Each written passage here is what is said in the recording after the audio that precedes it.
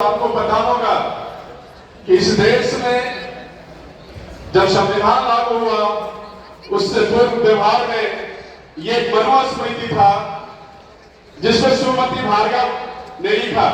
ये आपको शायद पता नहीं होगा। मनुस्मृति आप नाम जानते होंगे। ये समाज के लिए 20 का ग्रंथ है और एक संविधान जो बाबा साहब ने लिखा, जो समता, सुंदरता, बंधुता और न्याय पर आधारित समाज और राष्ट्र के निर्माण की बात करते हैं। नहीं है एक और वो कहता है पारित होगा। और व्यवहार में आपको पता होगा कि जब किसी कुंभ के मेले जैसे मेला का सरकारीकरण हो और राष्ट्रीय धरोहर और राष्ट्र की संपत्ति को का निजीकरण हो तो आपको समझ जाना चाहिए कि इस देश में मनुस्मृति लागू हो चुका है। साथियों, कॉन्स्टिट्यूशन जो है वो कह रहा है भारत का प्रत्येक नागरिक जो है संविधान का रक्षक है, कस्टोडियन है। ये संविधान आपको पता नहीं है, आपके घर में संविधान नहीं होगा, लेकिन आपके हक और अधिकार का दस्तावेज है।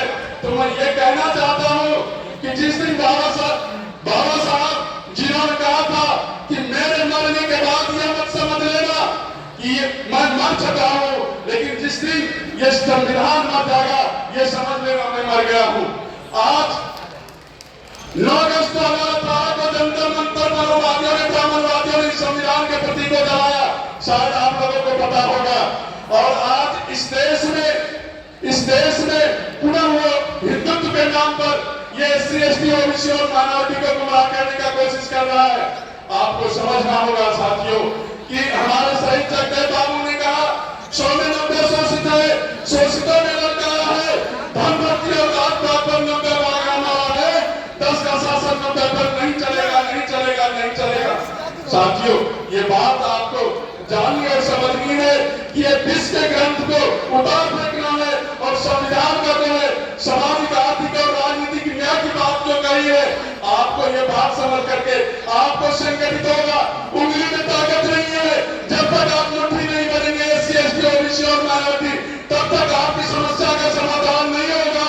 इसलिए आपको ये तय करना होगा कि हम इस देश के संविधान को अक्षुण्ण रखेंगे।